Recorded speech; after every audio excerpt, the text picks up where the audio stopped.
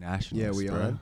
Yeah, we're on. See, it's only okay to be a Brazilian nationalist here. Like in Brazil, it's not cool. Exactly. But we're so far away that Yeah. we can have nationalist sympathy. Okay, I mean, if you say so, it sounds like you're a nationalist, bro. It sounds like you're trying to justify. Well, But dude, look, I got the Brazilian book too, dude. Well, that's. Yo, I was. What do you? You're actually reading that? Yeah. Because I read the forward, and then I got like a few stories I want to read, Nice. but I read like half. It was one of the first stories called Obsession. Yeah. But it's very long, so I'm like 40 into like a 60-page story. What do you think? No, it's fucking it's Yeah. it's fucking gas. The But- complete story is translated. But it's kind by of funny. Katrina It's kind of Dodson. funny because I was trying to come back uptown, Mm-hmm. and I wanted to see if I could finish the story so I could talk about it on the pod. Yeah. But this is a funny ass book to pull out because it's like all the fucking sus aspects of reading, like Yeah. a dude reading in one. Ye- Because you think it's like a broderism book because Yeah. it's so big, but then it's Clarice Lispector, Yeah. which is even more like fucking diabolical Yeah. to whip out. But yeah, no. So Brazilian nationalism. Yeah, people Dude, like the story was sick though.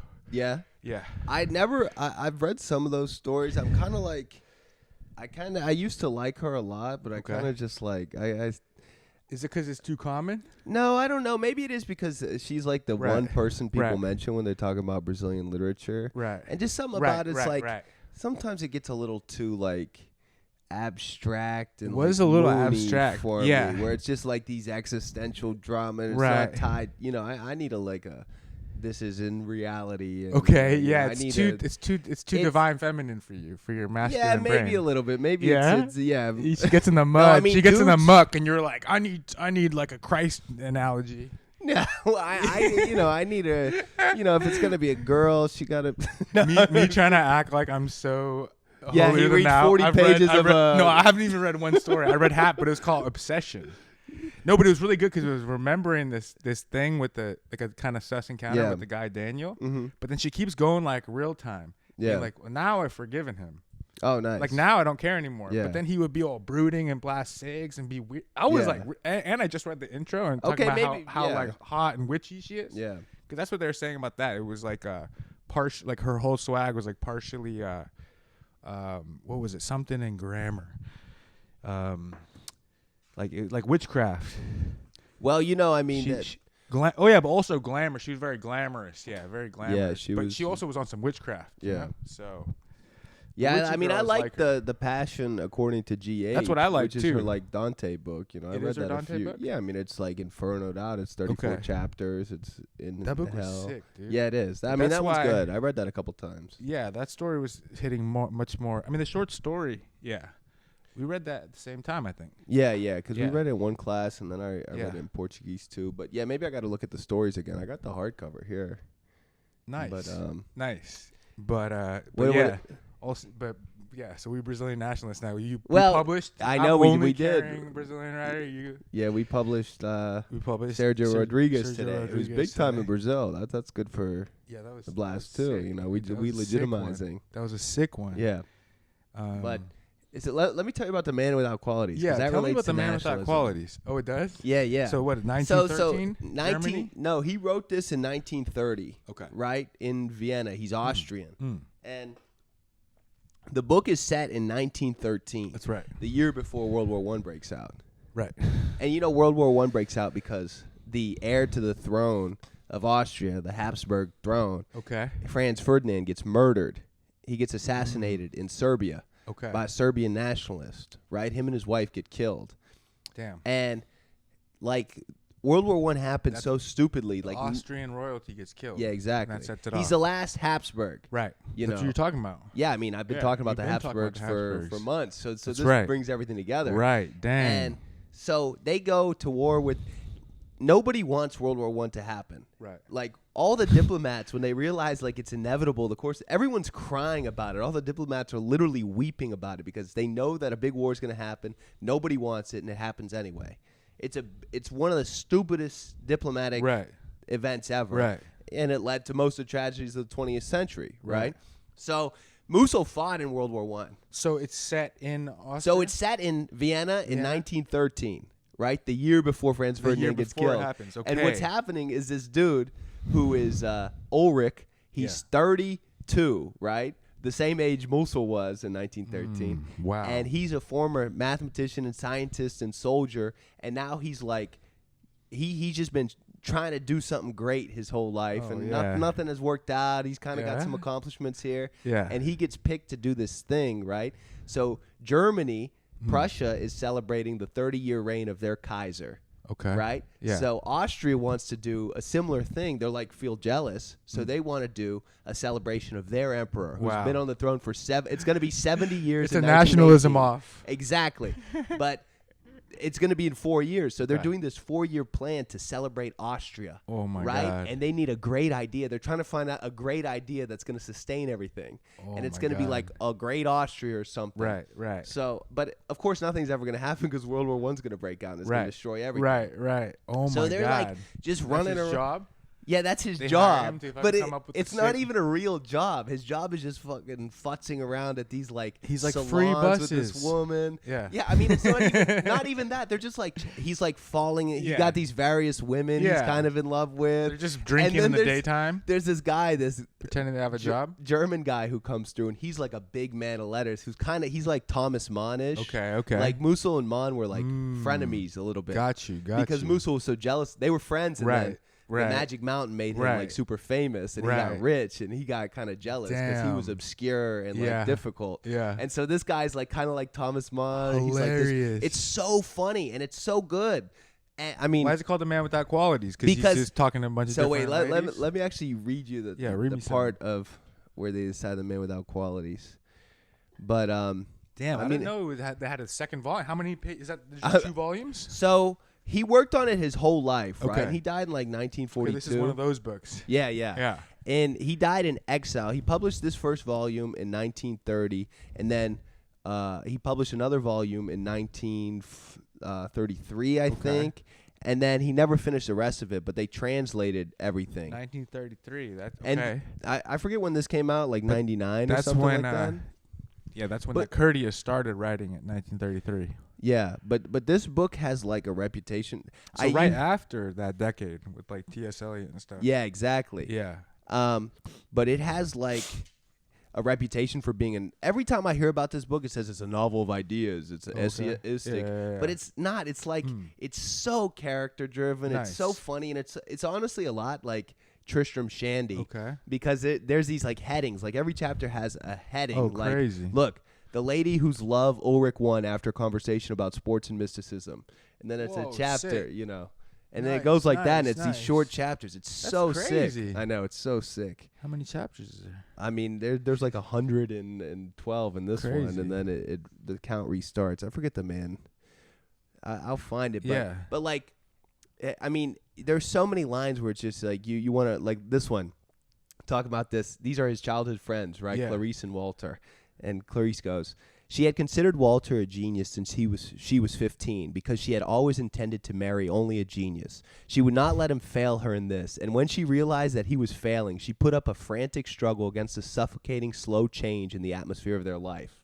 So he goes visit their friends, Walter and Clarice, right? Yeah. And Walter is one of these guys who's always marry a genius. He's always been good at everything. Yeah. And he never really found something to really make a contribution to. Right. And so now he's playing the piano all the time. The aging washed man. Exactly. He's almost a genius. Hey, I know. Don't point at me. I'm not pointing at him. And he's playing the piano all the time. And she says that she won't fuck him if he's playing Wagner. But he's addicted to playing Wagner. So he keeps playing. He's just addicted to this decadence. Art over... And what that is too, that's kind of like a proto-Nazism. It's just like this He's too sick locked attitude. in. Yeah, he want to be great, genius. And you're not great. And Goethe and Napoleon, Wagner floating around. It's all these things. You want to be great, so there's nothing to tie yourself to. Right. So they shouldn't just do the podcast with the fucking flag on the back. Exactly. Because that would be OD, exactly. right? Exactly. That's the point. That's the point. We know the lesson. But, So damn. So he's kind of making fun of that vibe. Yeah, right? it is. It's really funny, but it's also like a search for what it is like. So now, and it honestly feels really American of the 21st century. Okay. It just feels like the empire is what's become of the empire. Right, late empire. There's this there's no more God. There's no more king. Right. There's no more Right. great. It's like, what do you tie yourself to when these like fixed ideas are all super hollow? Right? Damn. There's no imperialness anymore, Damn, and they're trying to puff up this emperor, this dumbass thing, right. because they want this imperial idea. They want the supreme. But that's kind of what that's interesting because that's what the Curtius is too. He's like, thinking about those same ideas coming out. Maybe when that book came out, though, having seen World War II. Wait, let's see. Wait, here is this.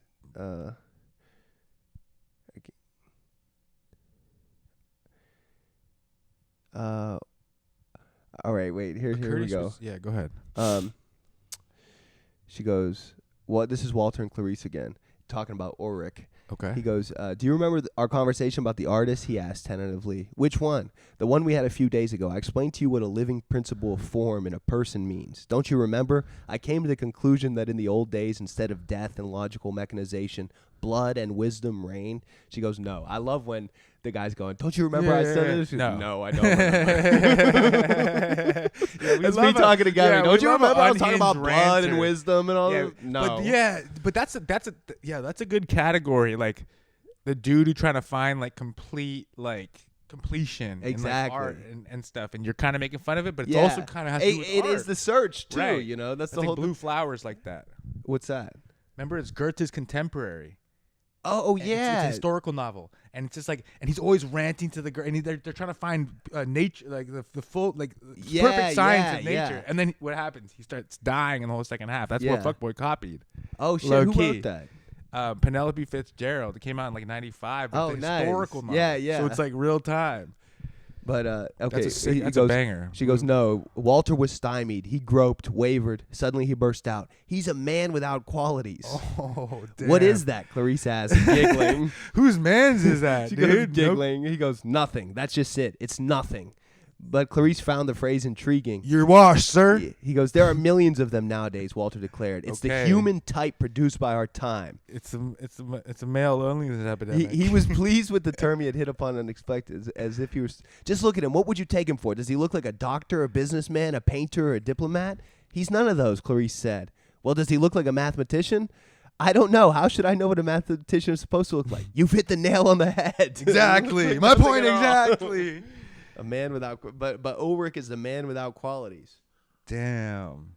But I mean, the book is so sick. It's so sick, and I think it just has like this daunting reputation that you think it's almost boring, right? Just by reputation, but it's not even close. Is it on some man shit? Is that the reputation kind of? I don't even know if it's like that because there's so many women in the book, and all the women are super interesting too. Yeah, and they get there. I mean, there's so much in this book. I'm gonna read both volumes and then rip an essay about it. How deep are you? I'm 560 into the first volume. Bro, that's sick. I mean, that's really what I've been. Yeah, I've been.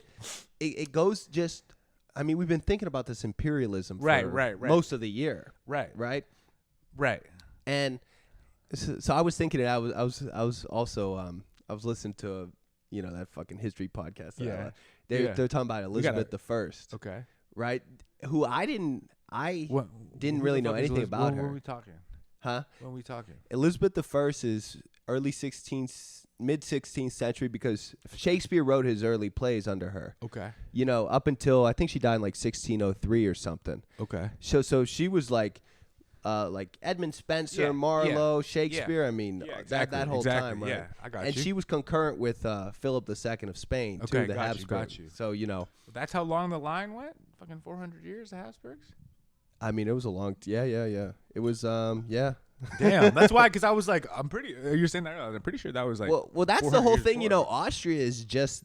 Right. Austria comes from, it's the House of Habsburg. Okay. That's all of Austria. But, so what are they saying about her? But when her dad was Henry VIII, right? Okay. And his wife, Anne Boleyn, who got her head chopped off. Henry was like... He was like a dashing he was super smart. He was like swashbuckling. Yeah. But her dad. Yeah. What's interesting about Anne Boleyn is that Henry fell in love with her because she was so smart.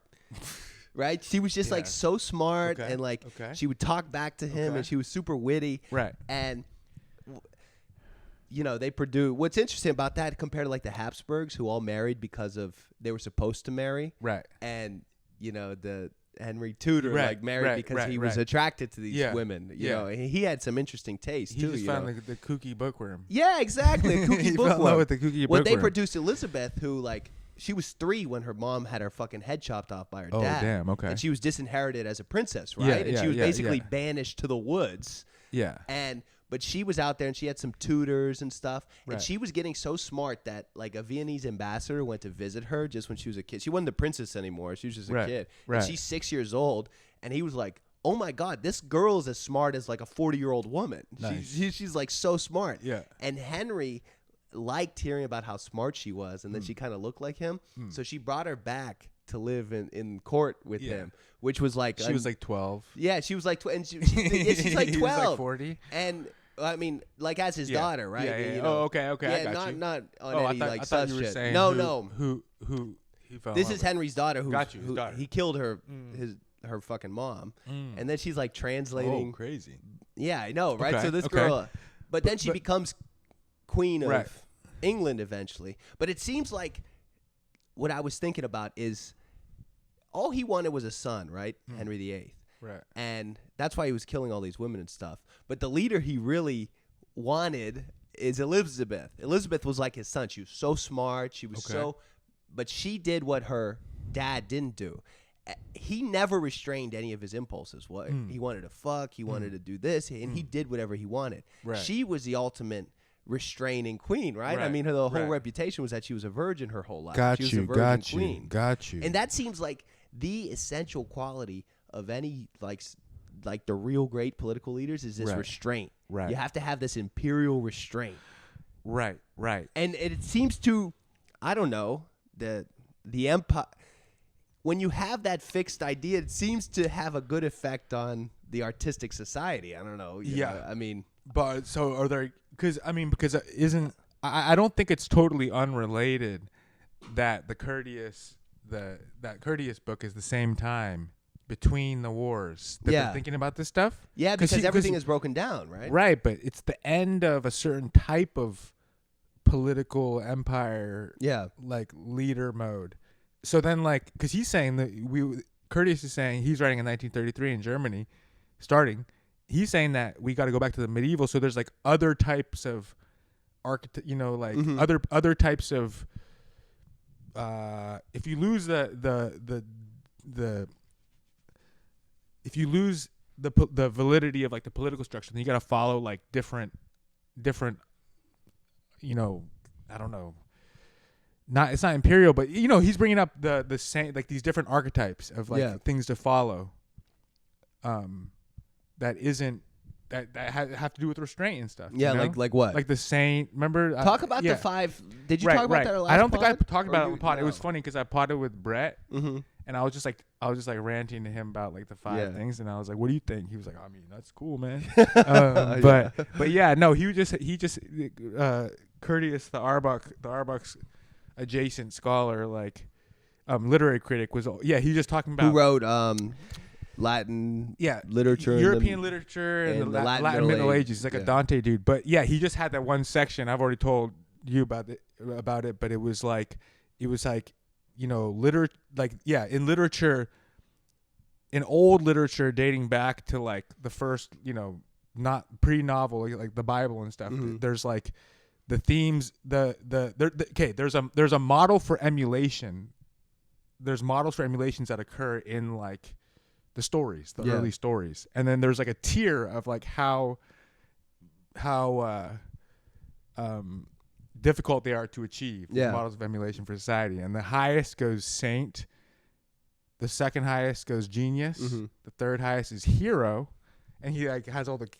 And then it goes like a teacher or educator, and then like a hedonist artist.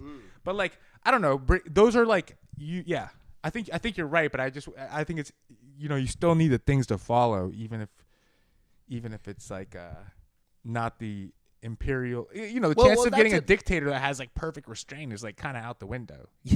Like so I think you got to look at other things. No, exactly. But that's kind of always been. That's how Dante be on it. If only Caesar was so good, I swear. Like if he comes back, everything will be all right again. Exactly. That ain't happening. Yeah, but that's the whole Musil thing or Musil. It might be whatever. But I feel like it's a search for those embodying qualities. Right. Like, what do we do now? We don't have the fucking the queen with perfect restraint. Right. We don't have like the perfect emulatory figure. Like, what do we got, a flag? Like, we gonna all bow down to the the they flag? got way worse going on back then. Yeah, I know. Yeah. Well, and that was the other thing. They, I mean, there's just more threats to the state and everything. Exactly, it was a more savage time, of course. Right. But now, what do you do when everything is so diffuse and there's a hollowness of symbols? Right. What do you do? You try to be to find the right models for emulation. Yeah, you do. Model for emulation. Yeah. That's the only thing. Right? But you got to work your way up. You try to be a saint. I know. Yeah, what was I saying? Was I talking to you about that? Or I was like, I'm trying to go from Oh no, someone else was talking, and I was like, yeah, it's hard to get from genius to saint. It's like, and then we were talking more. And I was like, oh no, I'm definitely.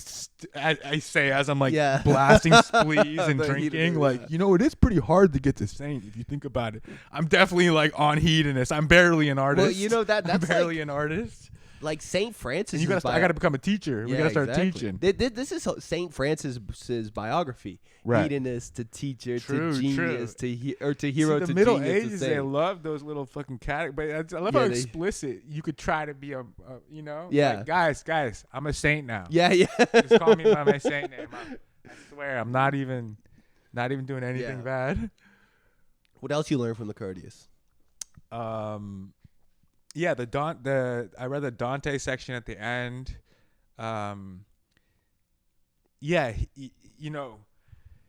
He does like another tier, like a fucking 5. He's so great. I love these critics who just like, and by the way, you want to hear the fucking top 5 sick things? Like, it's like your Substack, bro. He like tricking me with fucking lists. Yeah.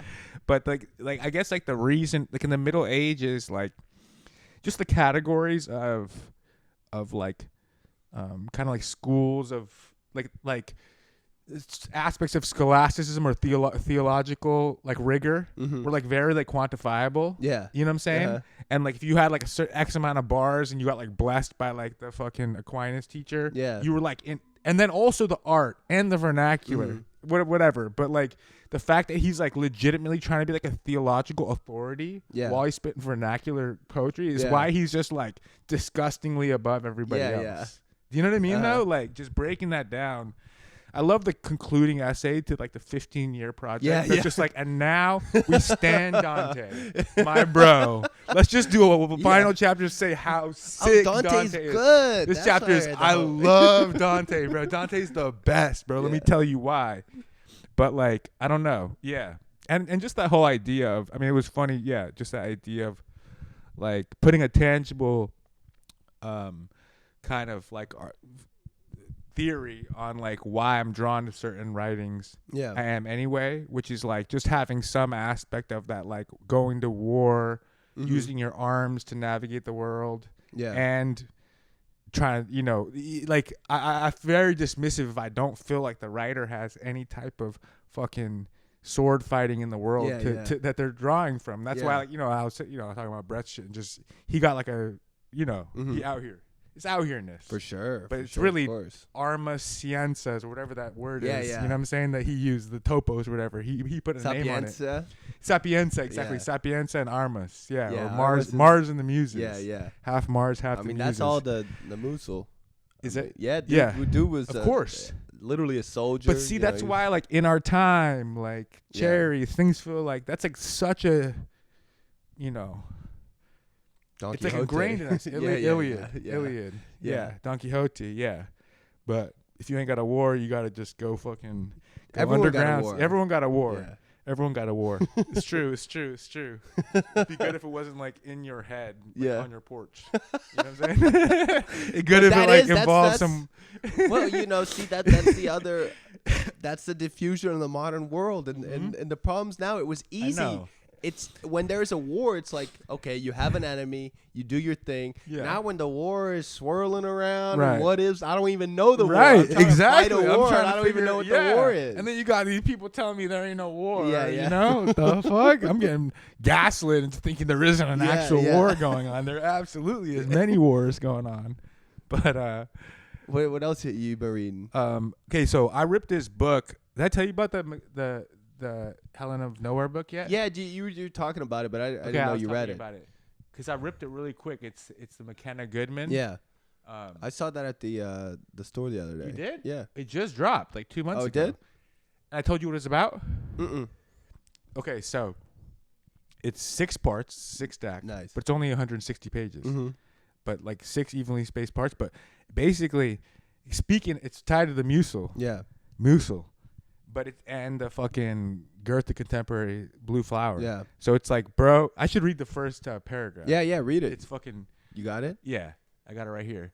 The first paragraph is absolute gas. It's nice to have this new yeah, dude, I got the new technology, tech. huh? I got the new tech. Oh, you got the me. title page going for Oh, yeah, I got it. Yeah, I got it. I nice. screenshotted it. Where the fuck? But okay, so basically it's told the first it's a professor of like some vague. Oh, I'm not on the Wi-Fi. Oh shit. But it's all good. Yeah. But it's basically this professor who like, I mean, this one Makenna. I think she must. It's her second book. Yeah. So she's probably. Yeah, whatever. She's Mhm. but it's told from the You're perspective. just reading women now. That's nice. Yeah, but Yeah. it's like a disgraced professor. Mm-hmm. Like he's going upstate to like look at a house out of the city. Yeah. And then he's thinking about moving to the country and like exiling, and he's like down bad with his wife, but he's like ranting about like what happened at the school, and basically he was like, his whole thing was like, he's like people like lauded me for like my fucking discoveries and my esoteric like eccentric teachings, and the main idea is that the divine is in nature, in direct contact with nature. I have my students go out there doing fucking vision quests, fucking sitting with the nature, and then but then the times changed and like the ladies came through and fucking ousted me because they said I was being toxic with my teachings. And then he's like upstate, and then the whole second part is like, it's like this perspective change, but it's like the realtor. Yeah. But it's like, like Rachel Cusk, it's like very strongly co-signed. Yeah. You know? And it's like crystal, dude. Yeah. It's like, it's so good. Sick. But yeah, it starts out, it's like the first line's like, I think that you should. Okay, I should find it. No, rip it off top. Rip it off top. Yeah. He's like, he's like,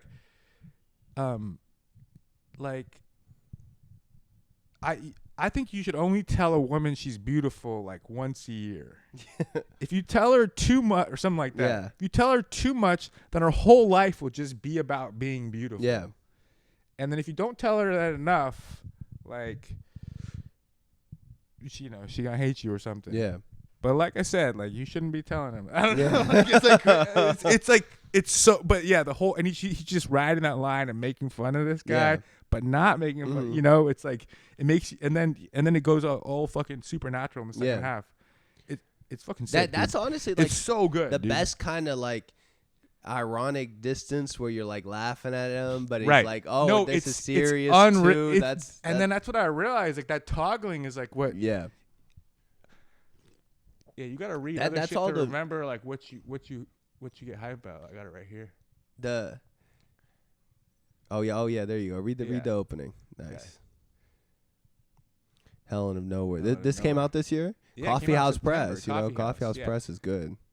Look at this beautiful fucking 6 acts. Yeah. Man, realtor, Helen and man, wife, man and wife. Those are the chapters. And man, it goes.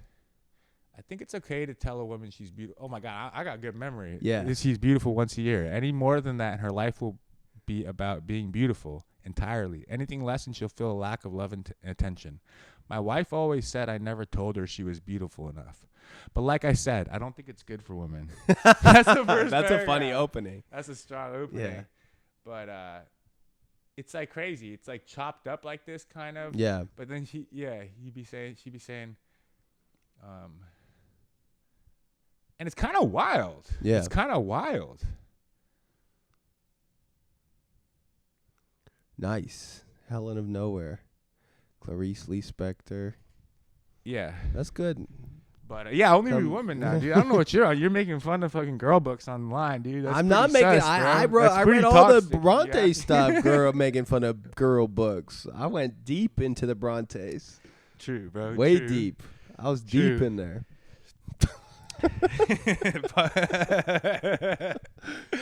I started. You out of control, bro. What does Curtius say about Chaucer? Is he saying? I don't know if Chaucer comes up. He don't. I'm not sure. I started listening to the Canterbury Tales. I was telling you. Oh yeah. I mean, I'm honestly, it's like reading them in their original is. I mean, I tried. I read the prologue like a dozen times in the original, and then the partners, but nothing sticks because it's just like, it's so painstaking. I mean, you could do it, but it takes some effort. But listen, Chaucer. Yeah. Listening to the translation in regular English is good. Nice. But I mean, there's actually some funny ass shit that's actually funny, and like a lot of them are like fucking drunk, and they're telling these like bawdy tales where people are farting in each other's faces, and like. Yeah. But the thing about the translation too is like there's one, The Miller's Tale, which is one of my favorites. Yeah. Like Chaucer writes that he grabbed the damn girl by the cunt. And the translator translates out cunt to make it more, palatable. And I'm like, and there's so many things like that too, where it's like, I take a little brown bleeping me. yeah, I know. There's like these things where it's like these nice turns of phrase in the Old English, where they make it, they translate it into regular. It's like, nah, just leave it and make it more, make the spelling right. You know what I'm saying? Like a sick bar or something. Right. That maybe is not. It's unnatural in modern English. Well, you would say that you Finnegan's Wake, dude. Yeah, I mean, I tried reading it a couple times, and he just be losing me. I'm like, bro. Chaucer? No, Joyce. Finnegan's Wake. Oh, you got it? Yeah. Oh, I didn't know you had it. Had it, bro. You fucking shamed me into it on the fucking public record. I had to fucking go go into debt to get it immediately. It's supposed to be like. And I'm like, bruh. But it's like That's funny. That's funny. Wait, I just gotta reiterate this because we gotta get her on the pod too. But Makenna Goodman. I gotta reiterate how Gas's book is. Yeah. Give me some more. But like, look, so like, before I distract you with. No, we don't get men from the Middle Ages. This is the fucking crass. This is the crudeness of like my life had been okay, but yeah, his one philosophy is that nature exists. Within nature exists the divine.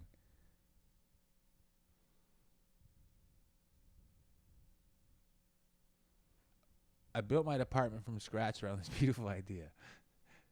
That nature exists in the divine. Yeah, we read. It's also fucking hilarious. He's like, I'm staying. His like wife don't fucking like the him divine anymore. Exists in nature. Yeah. Or yeah. The divine exists in nature. Yeah. My program is lauded for its experiential approach, and as such, I think for years we cultivated a transformative practice through a curriculum combining time spent in natural spaces alongside the study of texts led by humble thinkers who spoke lovingly of the earth and the desires of the heart. I would take students out to wild places around the city, separate them, and alone they would observe for 3 full days and 2 full nights with basic food and rudimentary shelter, no matter the weather or risk, the divine relationships in nature and the thoughts that were born. Time passed, and then he's like, then times change, and then like he starts the next section. It's like, I had nothing against women. In fact, I loved women. I'd worked hard for women my entire life. It just so happened that these new teachers were women.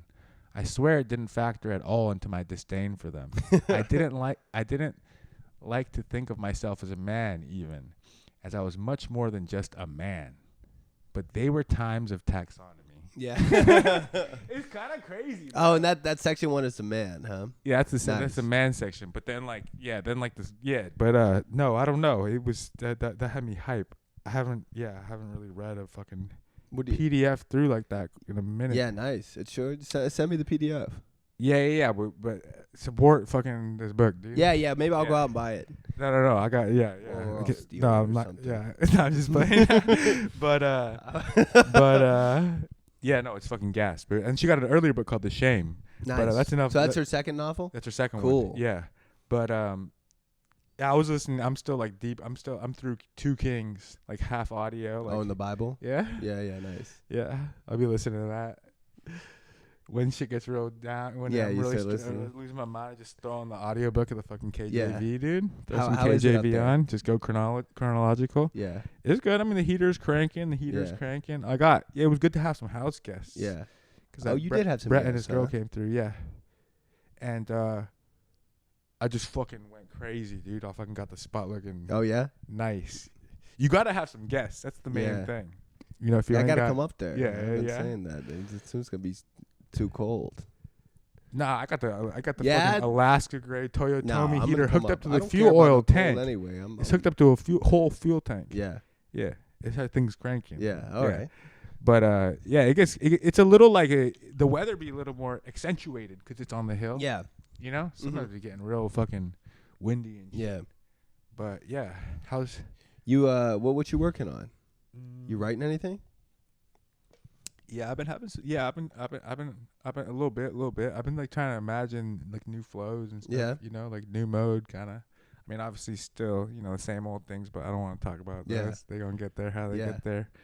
But yeah. I tell you, I got the printer for the HQ. Yeah, you did. Yeah, so like The printer's good. the printer's clutch. Yeah. No, I've been having some. Yeah, new ideas. I mean, even I think that's why I like reading new shit. Yeah. Like, cause that shit's so condensed. Yeah. It's so complex how it's turning, and then that's why I was reading. I think I just got to read stories and fiction for a second. I'm reading so much theory. Yeah, I know. I mean, gotta mythological. Bro, I was like running back some Vicos. Yeah. And it was like, sometimes, like, you know what I'm saying? Like, when you gotta like, in order to read some difficult text through, the first time you gotta kind of become your father. Yeah. You know, you're like, whatever old fucking Yeah. G says, I'm gonna roll with it. But then like the same happened with Nietzsche. Mm-hmm. Then you got to start like reading him more and know him, and then you got to start fucking questioning. Yeah. Him. And I was looking at some random parts because I was trying to find the quotes for my shit, and I just get lost rerunning back other parts. I was like, what's he on here? And he's always like making these funny ass. He's always making these distinctions between like the noble versus like the plebeian savage, like the valley versus the hill. Yeah. But he like does it to the fucking gods. Yeah. He's like, all right, check this, bro. The first gods was Jupiter, fucking Saturn, and Minerva, and they are the nobility gods. Now Mars, Venus, and Vulcan or something. Look how they act. They're the fucking plebeian, fucking savage, like sus gods. Look, Venus is all horny. But I mean, what could be who could be worse than Zeus? I'm like, what in are those terms? Yeah, I'm like, what are you talking? But he's also saying that like as society expand, like the invention of the gods are chronological. Yeah. As like society developed, so then like we need I don't know, like the plebeians made up those guys. Yeah. But like he's so wild, bro. Like, what do you like? What?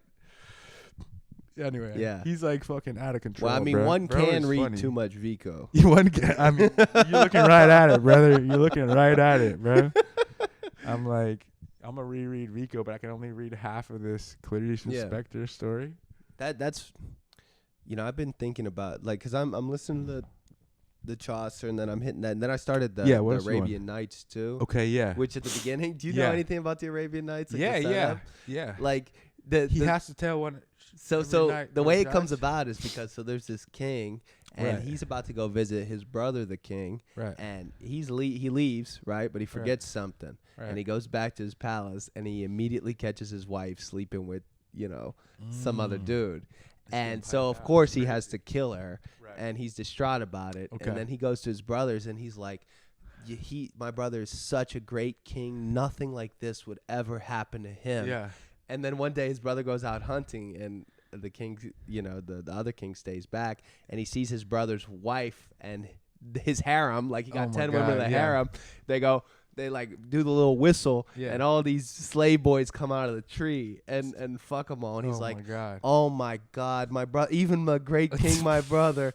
And then what that does though, it cures his melancholy, and he's all like, okay, well, actually, you know, if my brother's great, like it's not a big deal. And his brother goes, brother, why are you like, what was the cure to your melancholy? And he goes, I don't want to tell you. And he goes, tell me. He goes, well, I saw your wife, you know, sleeping with the dudes. Right. And so the king, they lie in wait and they catch him, right? And he catches his wife sleeping, and so they cut everyone's head off. And he decides that the way he's going to get around getting cheated on is he's going to take a new wife every day, new virgin, and he's going to kill her by the time the sun comes up. Right. So that she doesn't betray him. So she got to tell a story? So they get, finally, this Scheherazade tells her dad, like, you know, there's like no women left in the kingdom. Right. And she's like, I think I know a way to stop this. You know, she's like whip smart and shit. And her dad's like, no, like you can't. And she goes, I think I can do this. Like, let me at it. And then now she's telling the stories to the king. And that's where I'm at. He falls asleep. So he has to fall asleep every night. Yeah. And doesn't get distracted. Yeah. And then they can't kill her. Damn, She wily. These girls who are wily and crafty, but for a good, naughty. No. Hey, there's different kinds of them. Hey, But so what funny, I'm thinking dude. about, and I actually started working on the new thing. Yeah. You know, just like I feel like I at least have some way to go into it now. Yeah. And I wrote a few lines and stuff. Nice. But I'm liking this capacious storytelling mode where you can veer into a lot of different other things. Right. And what's so sick about the Musil, I like Musil better. Musil, I like Musil. What's so sick about Sounds him like is that, and why people say it's a novel of ideas or whatever, is like sometimes he just tells you what the fuck he's thinking. Like, this thing is this. Exactly. This is like this. Yeah. This is the way he was. That's authority. It is. Yeah, that's fucking Welbeck too. But you he know, also, but like, you know, that mode. And going from that to like this is what this is, Yeah. and then going into the character and doing a real portrait of the character. It's such a good mode. Yeah, you gotta touch. And Chaucer does that too. Right. Chaucer you gotta storytellers keep that toggle do that. right. Yeah. But then, so I think that's what. And then it frees you to say this is what it is in the context of the fucking story. Yeah. And it's not like I'm going to tell you about this. Yeah, like, exactly. And you gotta go to essay mode. Next thing you know, you're reading fucking 17 books trying to fucking find the citations. Like, bro, I'm like, I want to just redo this, but it's all just a story. And the dude's spiraling out, and he has all these ideas. Yeah. And he's gonna tell you about them. That's what I gotta be on, bro. Exactly. Just tell us. Yeah, or I gotta go fucking see the mission through. But that's what's up, dude. Yeah. I've been thinking about. Yeah, go ahead. You opened the Idiocy, the Pierre Guerta. There's some sick parts in here, dude. They sent you that, the NYRB. Yeah. And then I was reading I'm reading a few books, but so you reading good? Kind of. Yeah. Yeah, this is like the walk book, dude. Yeah, it is. Yeah. Idiocy. Too cold outside and already too dark. Because they're just young and they're running around fucking doing protests and shit. I like Idiocy as a title. Fucking and I think he sat on it for a long time and like chopped it up later. Yeah? Yeah. My agent wanted to call Humpty Stupidity at one point. Which I think is actually not that bad of a title. It's not as bad as Winners and Losers. But, you know, something else could be Stupidity. That's a little blunt. Yeah, it is a little blunt. It's not Humpty Dumpty. There's no mythic resonance. Dude.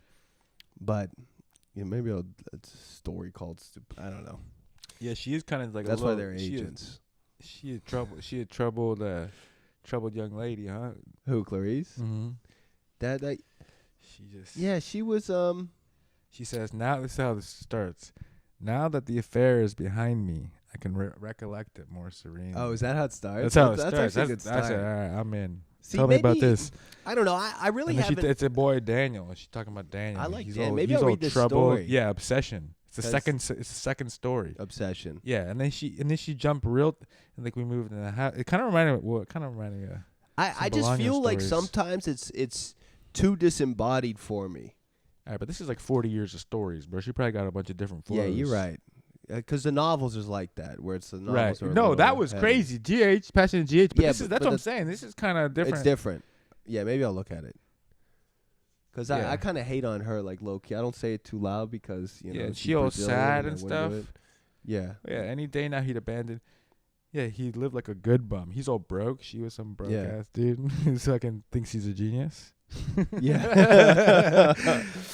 Is that right? So what happened? When Daniel told me I was speaking of the Bible, I was seized with the terror of God, combined nevertheless with a strong and shameful curiosity, like the kind from an addiction. Yeah. They down bad right here. They down bad. You're actually referencing the Bible. She's like, what? This is gas, dude. Oh, there's one part of this is so funny. One of Ulrich's got a tired of being tortured, he'd seek him out. Okay, keep going. No, go ahead. No, I got it wrong. Yeah. I thought Ulrich. When Ulrich got a bunch of like women floating around him, right? Yeah. And then there's this one girl, Gerda, who was Gerda, not Goethe the right, but spelled different. Right. But and he goes to her house. She's like young. She's like 22. and he used to like pay visits to her house. And her dad is Jewish, right? Yeah. And she's caught up with like this anti-Semitic youth movement, and they have meetings in the house, and the dad don't know what to do about it. He's like so fun, and this is funny. It's Leo Fischel's his name. It was Leo Fischel's bad luck that he neither played cards nor found pleasure in taking out pretty girls, but worn out by his work, suffered from a marked craving for family life, whereas his wife, who had nothing to do day or night but be the bosom of the family, was no longer subject to any romantic illusions about that. And then he comes home, all he wants to do is spend time with and his daughter's talking to these guys, and they're like, Jews are ruining the world. Oh my God, they all on the Fuentes stream. It's kind of like American Pastoral a little bit, where he's losing control. With fucking Mary, exactly. So I mean, this book is so sick. That's sick, dude. Yeah. Yeah, and the Lispector. You get a new love story. You're like, all right, yeah, we going in like this. Yeah, honestly, it's like I need to write some damn. I need to dig down deep into my heart. And those New Direction He's books all are blasting so sick. cigs. Like, what's going on? He's all telling her your education is not finished. Oh, he's trying to educate her still? Yeah, what's going on? The erotic your education. Come back. Why? Your education. It's not yet complete. Oh, my God.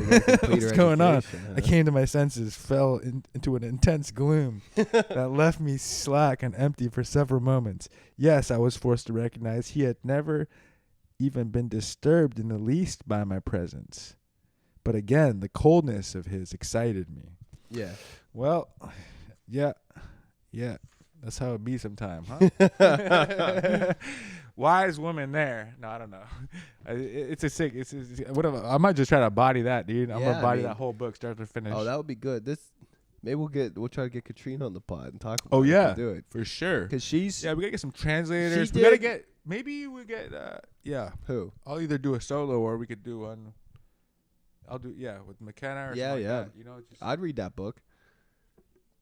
Yeah, crazy banger. And they kind of like seemed like they wasn't getting enough attention. What, that book? Mm-hmm. What is Coffee House Press? Is a little smaller and right, but like. But yeah, every goat like said it's fire. Yeah, maybe I gotta hit that category. Where's she from?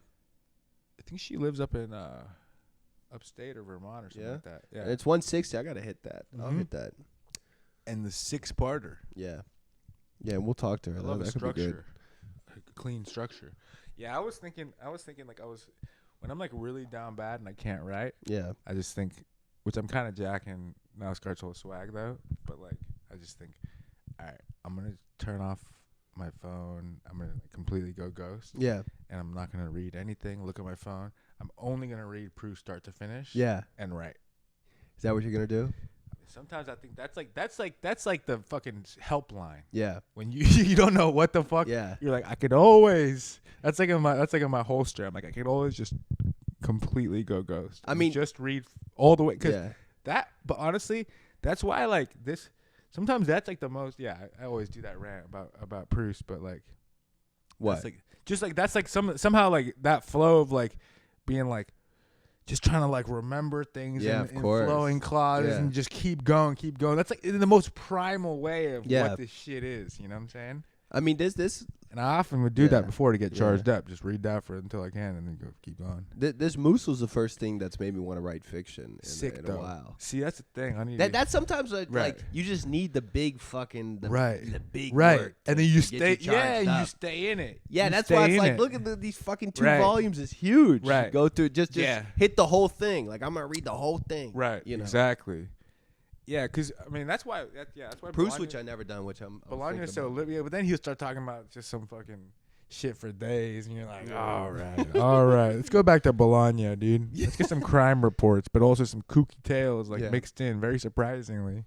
Nah, but yeah, I don't know why. That's another thread of this is there's this dude you get him sometimes, Moosbrugger, who. He killed a prostitute. He's like an incel, and he killed a prostitute, and the state is thinking of putting him to death. Whoa! And one of Ulrich's friends, that girl Clarice, is like the one who wants to be with the genius. Right. She's like petitioning for his for his mercy, because she's like obsessed with Nietzsche too. Oh my god, that's so funny. Yeah. That's like the sus girl in The Adversary, who's like in the Carrera book, who's like defending the fucking guy. People are just like, oh, like she is terrible, and she's like, I love that. That's hilarious. Yeah. Nice, dude. But but I was reading the beginning of that Moresco, but yeah. What'd you think of that? I'm pretty early, but I'm reading it. Yeah, they sent you the early galley. Yeah.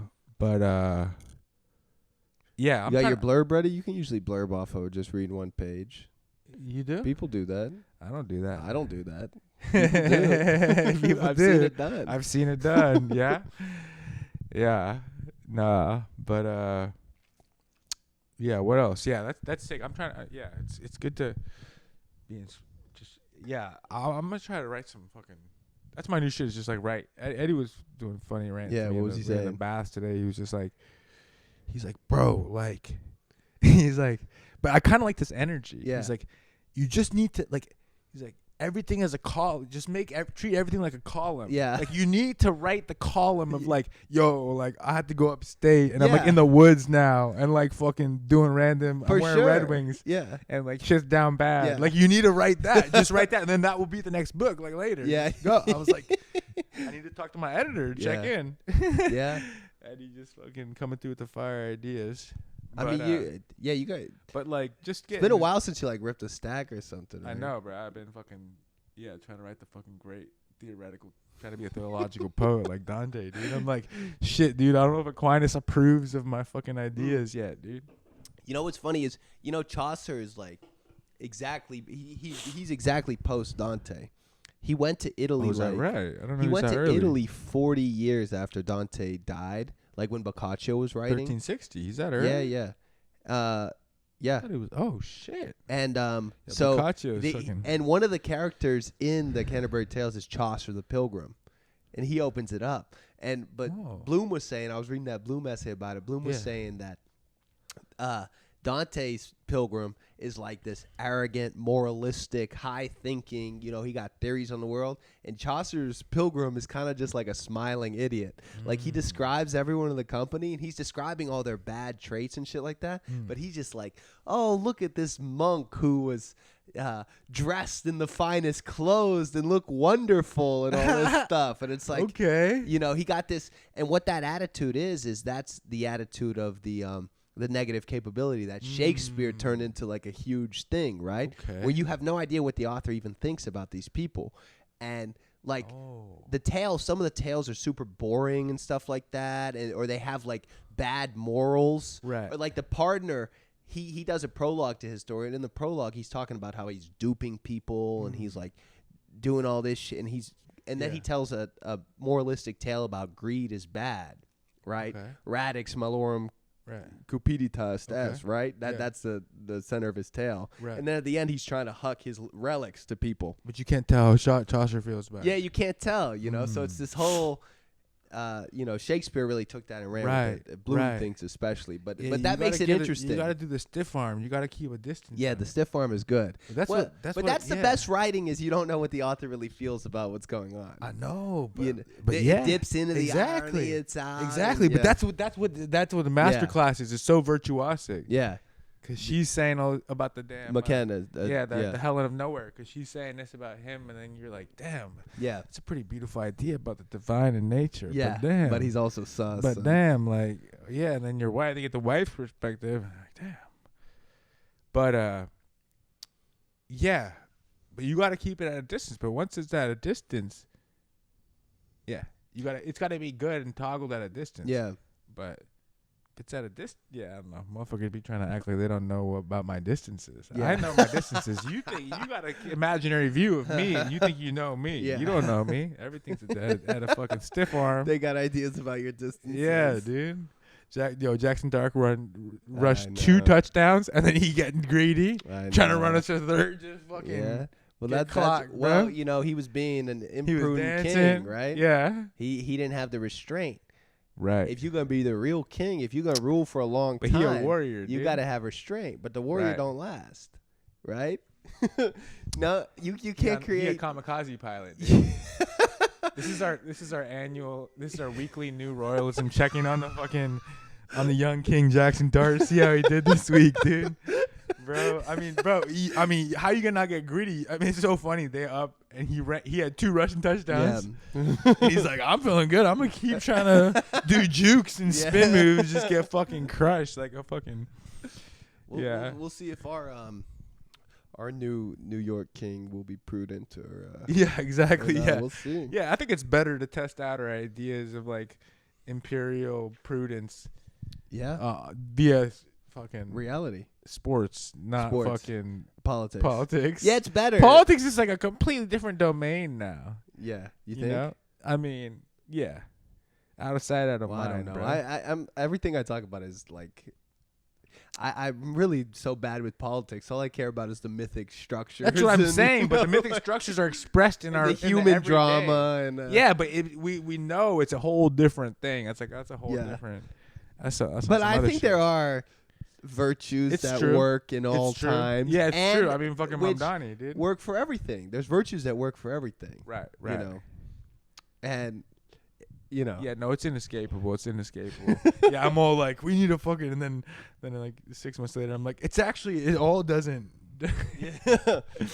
But I was very Brazil, impressed by Brasilia, dude. Here, not there. You don't want to be nationalistic. I don't know, but. Yeah, some Argentinians came by. Harold was being mean as hell to them, dude. He was fucking throwing shit out the window. I was like, bro, chill. But what's funny too is in the Musil, the emperor they're celebrating, right? They're gonna do the big jubilee. Is because he's like 80 years old. He's been on the throne for 70 years. So literally, he's like the oldest of farts, and he's just like this. You know, it's a relic of a dead past, right? Yeah. This eternal emperor who's been sitting on and stability. It's like it's a joke about stability, right? You know, in a lot of ways. Yeah. But I was impressed with Elizabeth I. Was that that was impressive hearing about her. Nice. It's and I'm always impressed by fortitude in the face of trial. You know, I think that's for Elizabeth I. Yeah, I mean, having that ain't easy. Your mom gets her head chopped off by your dad. Yeah, that's true. That ain't the easiest hand you've been dealt. Yeah, that's true. Yeah. No, I've been on that too. True. Where it's like, no, but it's like, yeah, like, I don't know. You write some crazy ass stories, like, bro. Everybody goes through crazy ass shit. Bro. Yeah.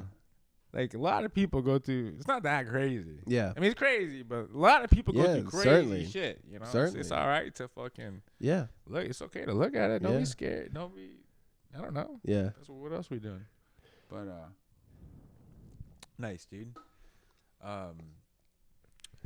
Well, so what's the date today? It's the 10th. 11/10. 11/10. We just dropped. Read the new Blast 2 story. Blast. Yeah, Blast is cooking now. Blast is cooking for real. I mean, we're actually publishing people. Yeah, that was a sick. that was a sick fucking translation.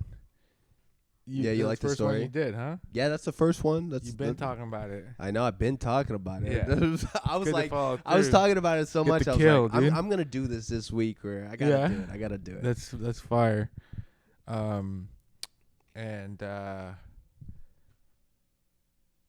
You got anything coming up for Blast? Yeah, I got a couple thoughts. Yeah, me too. Yeah, I got a couple thoughts. Yeah, we're gonna keep it rolling. Yeah, we gotta feed the streets, dude. Yeah, we gotta feed the streets. Yeah, then that fucking talk in a month. Oh yeah, and the comedy, the comedy show was good. The show was good. Do I got anything to say about that? Yeah, who else is gonna write something for Blast? Is Sam Frank gonna rip something? Yeah, he sent me a crazy. What's he gonna send, dude? He's just some fucking sus one night stand, lazy auto fiction with some fucking one-liners in there. You better, dude, not for a Blast, bro. I better be very confused about where I am. I'm just, what? Okay, here's something about restraint. Okay. So this is the Thomas Mannish figure. Paul Arnheim's his name, right? The German. Arnheim's view was precisely the same, unfortunately, so that he could only add that there was hardly anyone left these days capable of fully appreciating the deep moral mystery of the individual. This mystery consisted in having to keep a tight rein on the tendency to self-indulgence, which I have a problem with. And that's why I'm so interested in this restraint. Yeah. Historic periods of permissiveness have never failed so far in making all those who lived in them miserable. All discipline, abstinence, chivalry, music, morality, poetry, form, taboo had no deeper purpose than to give the correct limits, a definite shape to life. A lot of this book is about formlessness. How do you give shape to all this formlessness? Limits. There are limits. There is no such thing as boundless happiness. Yeah. There is no great happiness without great taboos. Even in business, to pursue one's advantage at all costs is to risk getting nowhere. Keeping within one's limits is the secret of all phenomena of power, happiness, faith, and the key to the task of maintaining oneself as a tiny human creature within the universe. And what's sick about that is the dude is kind of a doof, and you think he's a doof sometimes. Yeah. And then he's spitting these bars, and you're like, should I listen to this Exactly. doof? You know, like, I don't know how to feel about it. Exactly. You know, that's the best writing. Limits. That's the best writing. The best writing. Yeah, bro. But limits and boundaries are important. And yeah. if you succumb to pure self-indulgence, right, that's the key to misery. Damn. And with that, let's get some more beers. Yeah. Let's go to this reading. Well, I mean, look at this. This is quite the limit on self-indulgence. A single can of Coors Light the whole podcast. I'm not even finished with it. I didn't even finish the whole can. You read the Musil. That's so funny though. I think you're onto something with the playing with the expectations and doing rants. Because when bro starts ranting about women, like this and that, and you don't know what to think. You also know, I know from the author who's writing it. Yeah, and I'm just like, it was a riveting. Well, I was riveted. That's the best. So good. Because it's playing. It's making you think through it. Exactly. You know, it's like, what do I accept and what do I not accept about this? Exactly. Yeah, you get too geared up. You jar it. You know, you're like, nah. Nice. Helen of Nowhere. Yeah, Helen of Nowhere. And Helen, of course, is Helen of Troy. Star of the Trojan War. Exactly, right? But she's Helen of Nowhere, like the man without qualities. Damn, Helen of Nowhere, man without qualities. We locked in, dude. I wonder who's reading the man without quality. I gotta hear, who. I feel like no one's reading this. You reading it, bro? I know, but I talked. I think I saw it. There's actually this lady on Substack who's writing his biography. Okay. And for English, and she puts some stuff out sometimes. And I DM'd her. I was like, "You think Musil read Tristram Shandy?" And she said his friends tried to get him to read it because Tristram Shandy was actually like a big influence in Germany. And she said Musil's friends tried to get him to read it, but he didn't want to because he wanted to think. And he said he didn't read it. But I'm also always skeptical of great writers who say they didn't read someone. Yeah, exactly. Because it's like. Yeah, I mean, I think you're lying. Yeah, Michael Lentz, you didn't read Finnegan's Wake. Yeah. Yo, but that's actually, I think that's what, earlier I was talking about earlier today. Yeah. But what bro was, our boy was doing. Yeah. I think it was the biography of the dude who fucking, like, re-upped Faulkner, the editor. Oh, yeah. Like, Faulkner was being slept on and he brought him back. Oh, yeah. What was his name again? No, it was Yeah, he did the anthology. Yeah, he did the anthology. Fuck, what was that guy's name? Malcolm Crowley. Yes. And bro was saying today at lunch, he was saying people weren't letting him. Yeah. And they were like, weren't fucking with him, because he's like, so he said, all right. And he went back and he dropped 3 pseudonymous fucking bangers on Faulkner, and then he came back. Oh, really? People are like, oh, man, people are really talking about the guy. Huh? Let's do it. Sometimes you gotta hustle dude. a little. Yeah. Sometimes you gotta hustle. Malcolm Crowley now, dude. Just gassing the streets. Yeah. Nice, bro. Anything else? Nah, dude. I think let's wrap. Let's wrap it, dude. All right. Hail to Brazil.